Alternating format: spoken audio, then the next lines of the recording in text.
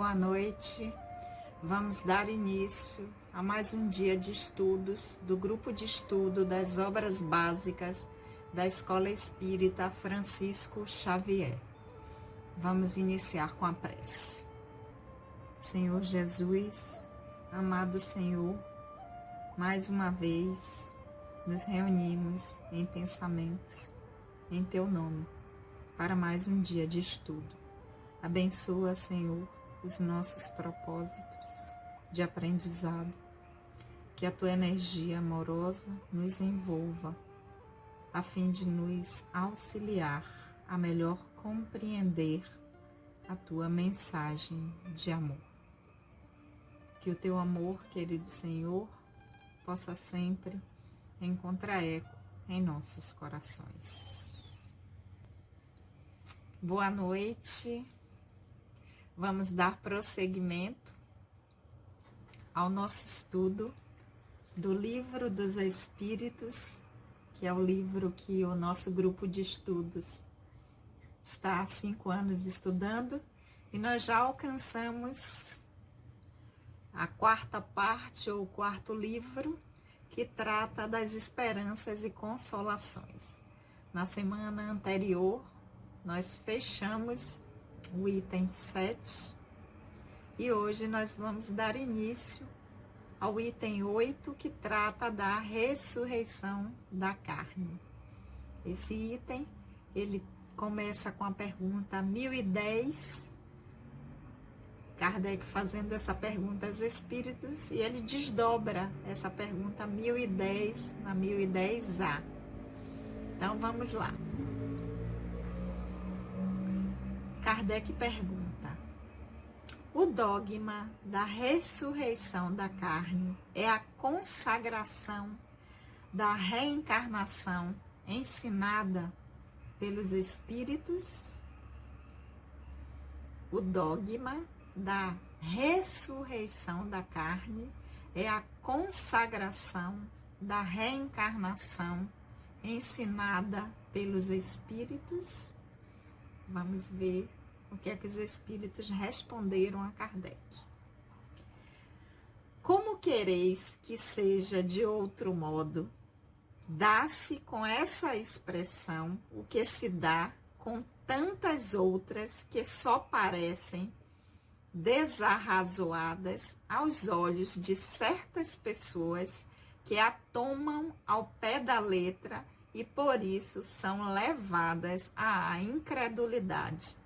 Dai-lhe, porém, uma interpretação lógica, e esses a que chamais livres pensadores a admitirão sem dificuldade, precisamente porque raciocinam. Não vos enganeis. Esses livres pensadores nada mais procuram do que crer. Eles têm, como os outros, mais talvez do que os outros, ansiedade pelo futuro, mas não podem admitir o que é absurdo para a ciência. A doutrina da pluralidade das existências se conforma à justiça de Deus. Somente ela pode explicar o que sem ela é inexplicável. Como quereis que esse princípio não estivesse na religião? Resposta dos espíritos. Então, vamos buscar entender, refletir, primeiro porque Kardec faz essa pergunta, e depois entender cada parte que é dada como resposta pelos espíritos. E vamos ver também quem é que responde, né? Porque essa parte do livro, essa pergunta 1010 e a 1010A, o espírito que respondeu, eles se identificam. Muitas respostas do livro dos espíritos não tem a identificação. Foram respondidas porque Kardec perguntou diversas vezes, fez a mesma pergunta a diversos espíritos diferentes, em momentos diferentes, e depois ele comparou, ele verificou as respostas, se elas eram iguais, se elas tinham coerência, se o que estava sendo perguntado em momentos diferentes, a espíritos diferentes, era respondido a mesma coisa, para que não houvesse nenhuma dúvida da resposta e também que não fosse a opinião de um espírito, porque espíritos são pessoas, mas que refletisse a mensagem que estava sendo trazida pelos espíritos, e não a ideia de um espírito. Mas essa pergunta 1010 e a 1010A, o espírito também se identificam, como nós vimos que na pergunta 1009, 4 espíritos responderam também essa pergunta 1009. São Luís, Lamennais, Platão, Paulo Apóstolo. Mas primeiro vamos voltar à pergunta de Kardec, entender qual a intenção dele ao fazer a pergunta, ver a resposta dos espíritos, buscar entender o que foi respondido e depois, aí sim, nós vamos ver quem foi que respondeu. Então, quando Kardec pergunta o dogma da ressurreição da carne, se é a consagração da reencarnação ensinada pelos espíritos, porque nós sabemos que o dogma da ressurreição é o que a religião, especificamente a religião católica, ela traz, né, como um dogma, né? E aí nós vamos ver aqui.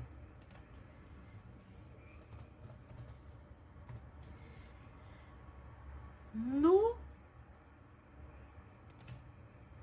dicionário, primeiro nós vamos ver, a gente tem lá no dicionário, que ressurreição seria o ato ou efeito de ressurgir ou ressuscitar. É o retorno da morte à vida.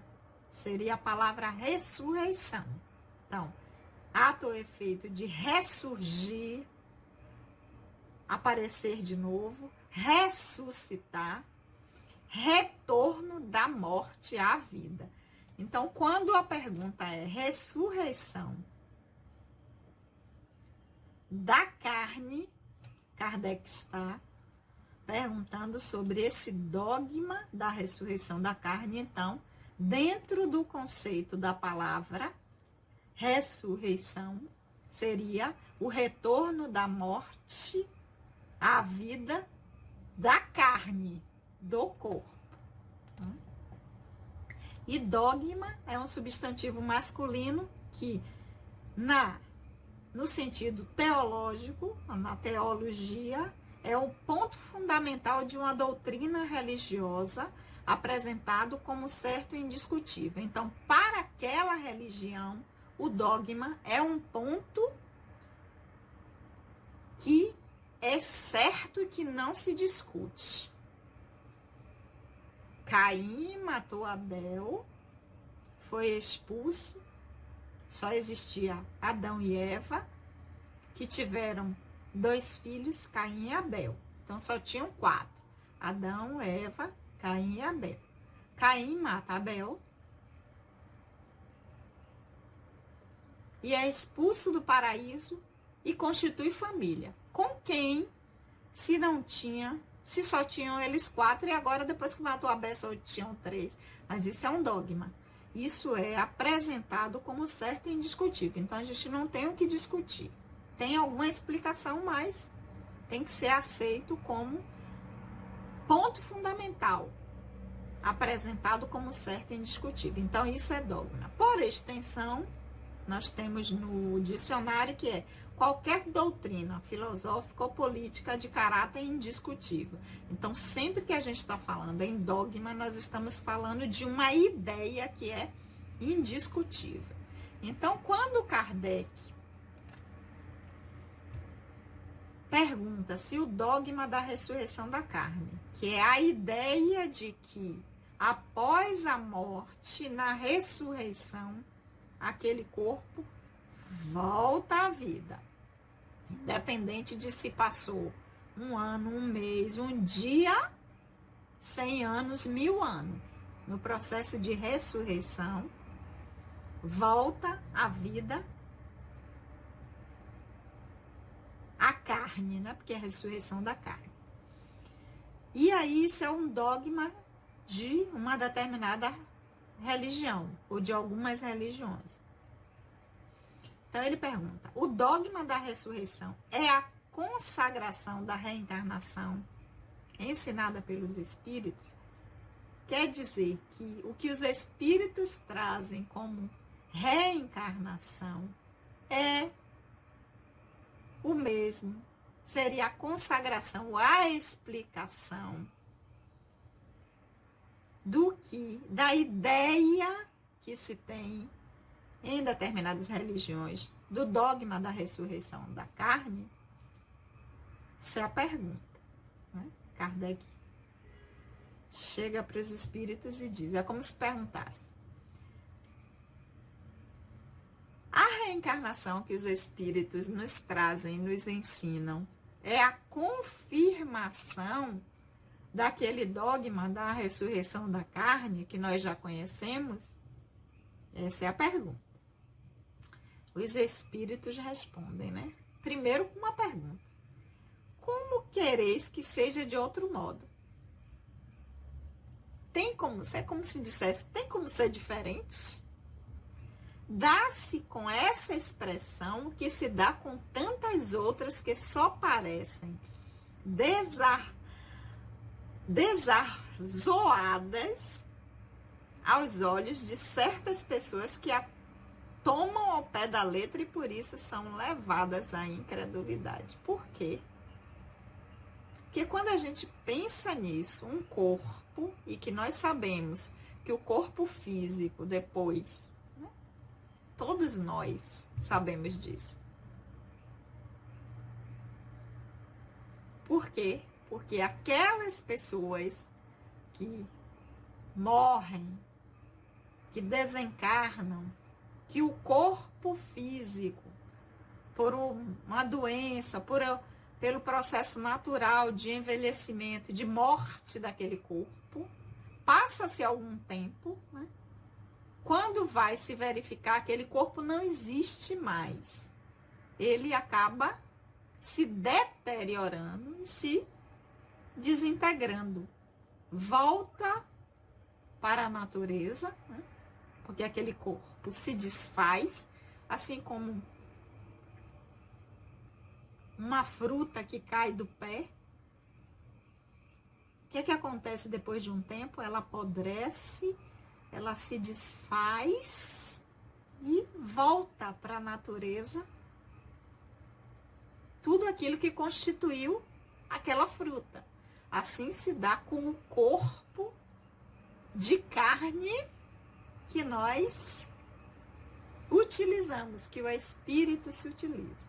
Então, os espíritos dizem, na resposta, que seria desarrazoável, ou seja, que não tem sentido, não tem razão achar que um corpo que vai se desintegrar, que vai perecer, que vai apodrecer, que vai acabar depois de um determinado tempo, que é o momento em que o juízo final, ou o dia que for o dia desse corpo, houver o momento da volta daqueles, porque com isso se acredita também que a morte não é o fim, porque se há a ressurreição da carne, há também a crença de que o ser que habitava aquele corpo de carne não deixou de existir. Mesmo que ele esteja dormindo para ser acordado em determinado momento. Então, a ideia de que existe uma vida além dessa que nós vivemos. Quando esse corpo de carne morre. Mas não é razoável, é desarrazoável pensar, que é a expressão aqui, né? Que é a expressão de 1857, mesmo com uma tradução mais nova, mas ainda também uma tradução de mais de 50 anos. Então, não é razoável a gente pensar que esse corpo, como é que vai se unir de novo esses elementos todos que já estão integrados na natureza para formar de novo aquele mesmo corpo, para que quem habitava, aquela alma que habita aquele corpo, possa voltar a utilizá-lo. Então, na resposta, ele diz, dá-se com essa expressão que, com tantas outras que não parecem razoáveis aos olhos das pessoas que vão tomar ao pé da letra a ressurreição da carne. Dai-lhe, porém, uma interpretação lógica, e esses a que chamais livres pensadores admitirão sem dificuldade, precisamente porque a raciocinam. Por quê? Dai-lhe, porém, uma interpretação lógica a esses que chamais de livres pensadores. Por quê? Porque os livres pensadores não se submetem ao dogma enquanto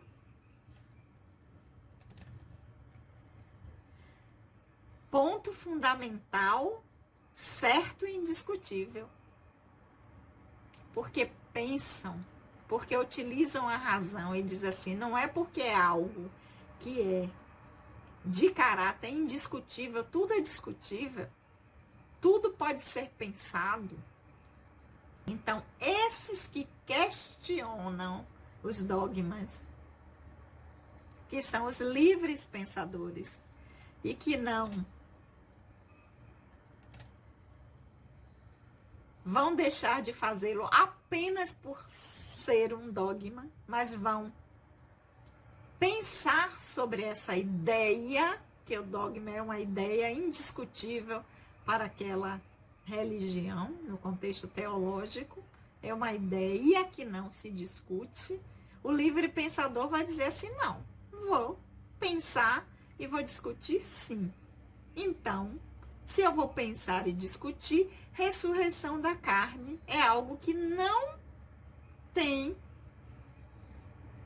condições de acontecer. Porque a ciência prova, né, que, e mesmo a ciência, basta que nós, a partir de um tempo, então daqui a 5 anos, daqui a 10 anos, nós vamos lá abrir o caixão onde aquela pessoa foi enterrada, aquele corpo, e não vai ter mais corpo ali. Então, como é que vai haver a ressurreição da carne se nem carne não tem mais? A partir de um determinado tempo, nem osso não vai ter mais.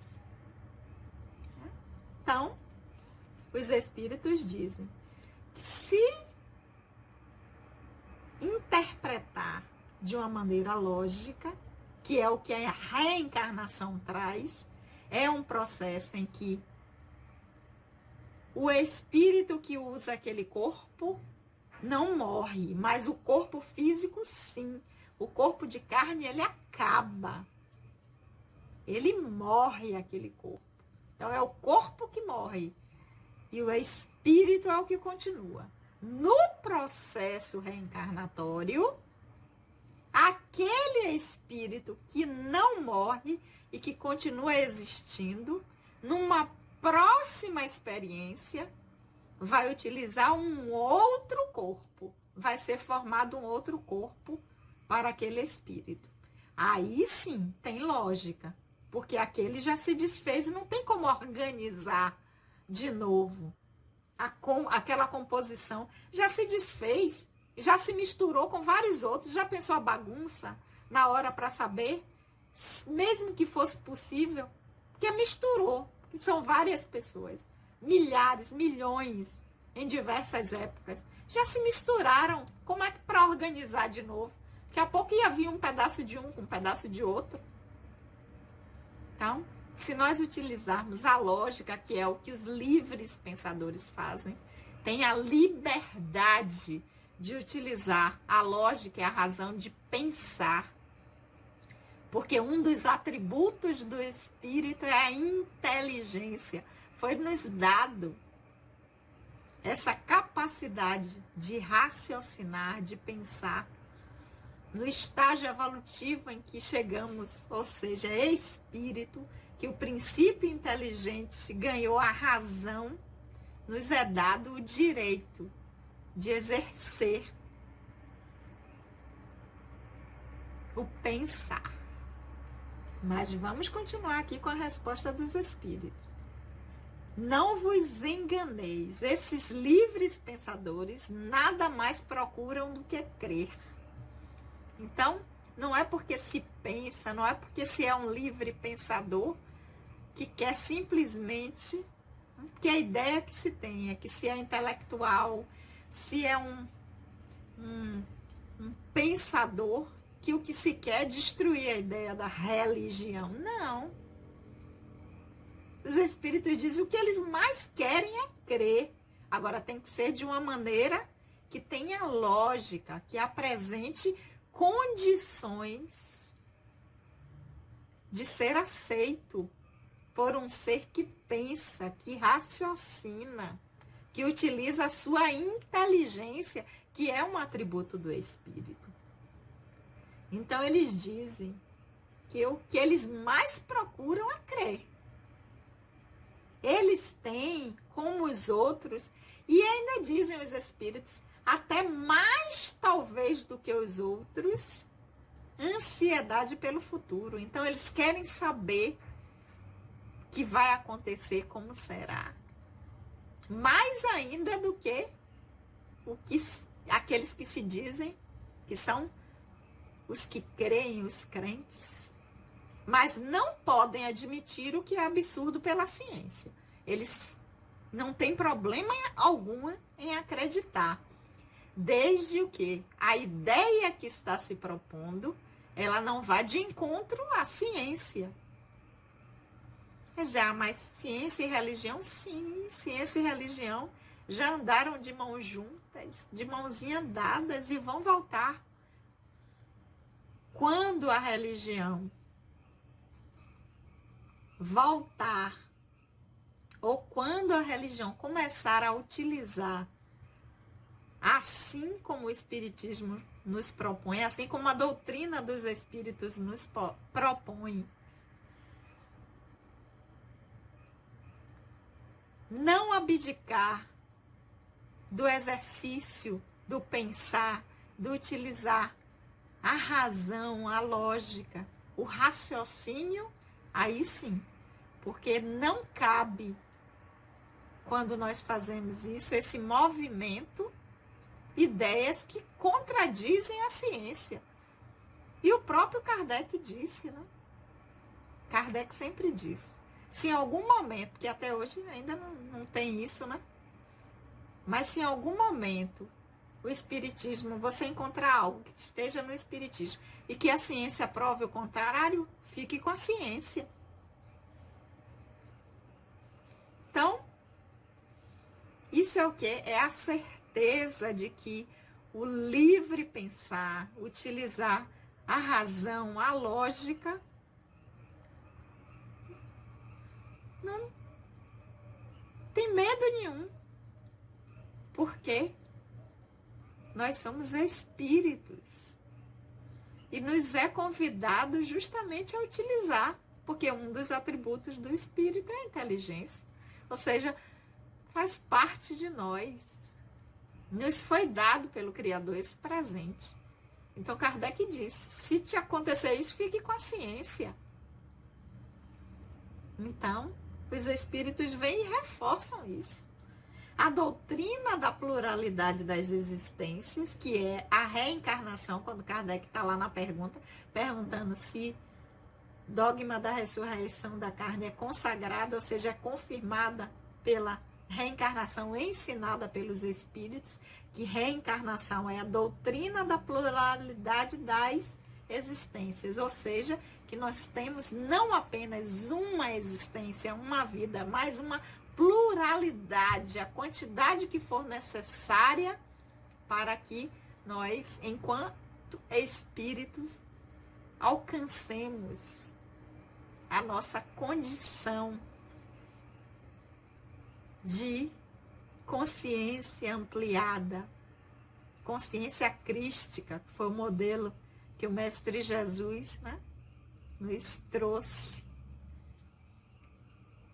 da consciência do bem, do belo, do ético, da amorosidade, da compaixão, do respeito. Tudo isso ele representava. Quando os espíritos nos trazem o mestre como modelo a ser alcançado. Exatamente. Modelo de consciência plena do que se é para o que foi criado. E isso nós alcançamos não em uma experiência. Porque nós já vimos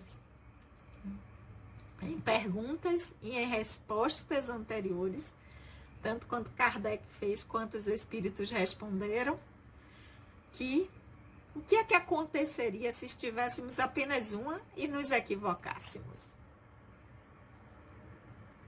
E aí? Como seria? Viveríamos em eterno sofrimento, porque nós não teríamos a condição de refazer os equívocos cometidos, fazer escolhas diferentes de uma escolha equivocada que por um acaso fizéssemos? Não. Então a pluralidade das existências, ou seja, voltar a nascer para tantas vezes quanto forem necessárias no nosso processo, e é necessário muitas vezes para que nós aprendamos. Se a gente fizer um paralelo, nós não aprendemos na escola em um único ano. Nós precisamos começar de cedo, passar por cada fase. Primeiro, segundo, terceiro, né? Hoje é ensino fundamental, ensino médio, ensino superior, depois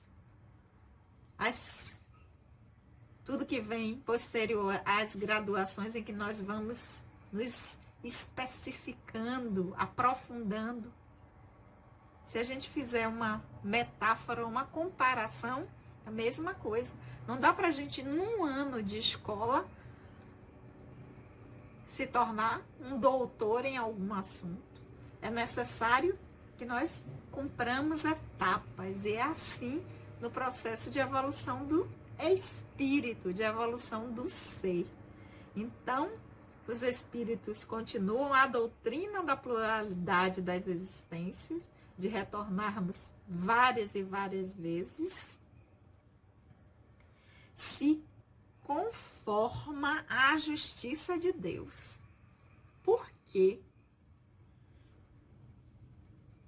Porque se numa encarnação eu vier sem nenhuma condição favorável que me possibilite fazer boas escolhas ou ter um bom aprendizado e poder fazer um bom uso desse aprendizado, beleza.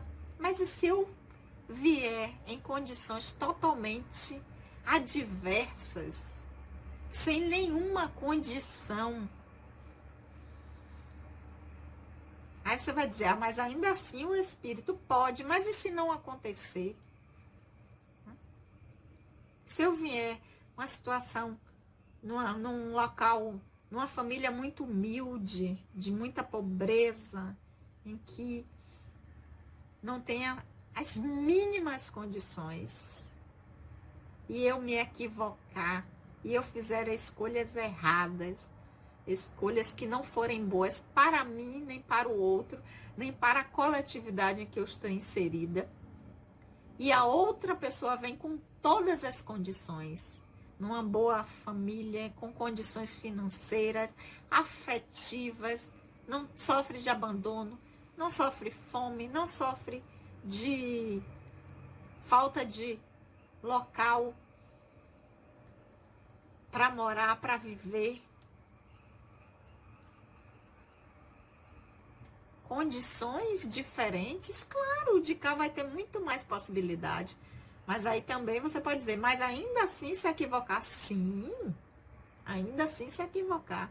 Mas as condições, se fosse uma única existência, quem nós diríamos que teria melhores condições de se sair bem? Então nós iríamos dizer o quê? Esse daqui que teve todas as condições, ele teve um privilégio em relação ao outro.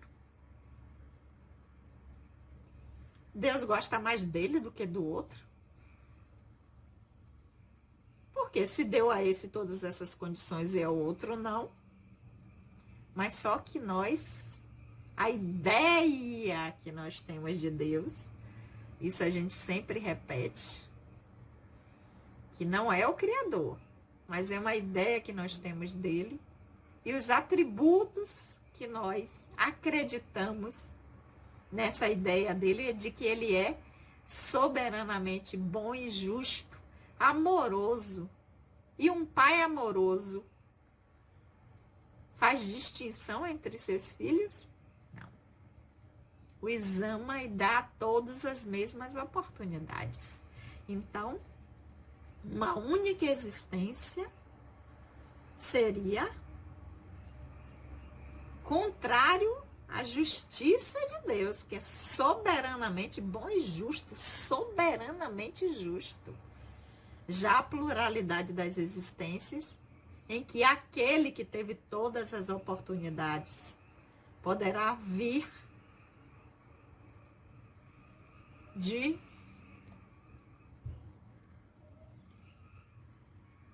uma outra vez em uma posição diferenciada, até para que possa refletir e fazer diferente, e fazer escolhas diferentes. Isso sim. Então, a doutrina da pluralidade das existências se conforma à justiça de Deus, está? Casa com a justiça de Deus, se nós tivermos várias oportunidades. Então, somente ela pode explicar o que sem ela é inexplicável, que seria isso. Porque dizer que Deus dá a seus filhos, que somos nós, oportunidades, condições diferentes, e querer que em condições diferentes seus filhos atuem da mesma forma, isso é inexplicável. Mas se tem N oportunidades para que, se fizermos escolhas equivocadas, possamos voltar tantas vezes forem necessárias para que possamos consertar aquilo que fizemos de forma inadequada para nós, para o outro e para a coletividade que nós estamos inseridos. Aí sim, casa bonitinho com um pai, um criador, um Deus que é soberanamente bom e justo. E aí, fechando, ele diz: como quereis que esse princípio não estivesse na religião? Então, como pensar que a religião não trataria disso? Então, resposta do Espírito que foi dada a Kardec. Hoje nós vamos ficar por aqui com essa primeira parte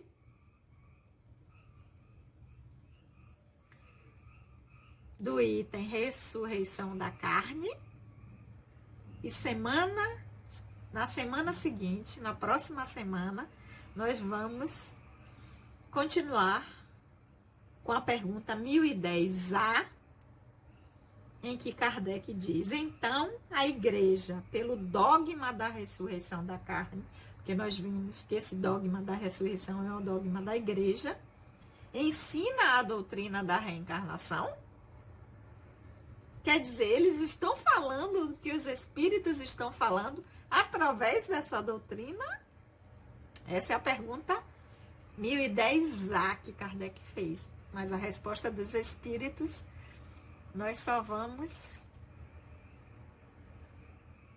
ver na semana seguinte, na próxima quarta-feira. Ok, meus amores? Nós vamos ficar por aqui. Lembrando, para aqueles que estão chegando por aqui pela primeira vez, que estão conhecendo o nosso grupo de estudos, que nós somos o grupo de estudo das obras básicas da Escola Espírita Francisco Xavier, que fica na rua 1º de dezembro, número 16, na Cidade Nova, em Salvador. Para aqueles que estão nos acompanhando pelo canal do YouTube. E que no momento a nossa instituição, por conta da pandemia e do isolamento social, nós estamos continuando o nosso estudo por esse formato que a tecnologia nos proporciona, mas que em breve nós estamos terminando a reforma da instituição e assim que for possível e seguro, nós estaremos presencialmente dando seguimento aos nossos estudos, sempre às quartas-feiras, a partir das 19 horas, ok? Um beijo no coração de todo o grupo. Vai aparecer o nomezinho aqui, tá aparecendo aí o nome das meninas. E semana que vem a gente se encontra aqui para dar continuidade ao nosso estudo. Lembrando que nós estamos estudando o Livro dos Espíritos, estamos na 4ª parte ou no 4º livro das Esperanças e Consolações, estamos no 2º capítulo, no item 8, Ressurreição da Carne. Vamos orar? Querido amigo, amado Senhor Jesus, nós te agradecemos por esses momentos de reflexão e de aprendizado. Que possamos, Senhor, utilizar essas reflexões em nosso aprendizado atual, nesse atual processo reencarnatório. Que o teu amor continue sendo o combustível que nos impulsiona e que ele possa sempre, amado Senhor, encontrar eco em nossos corações. Beijo no coração de todos. Até a semana que vem.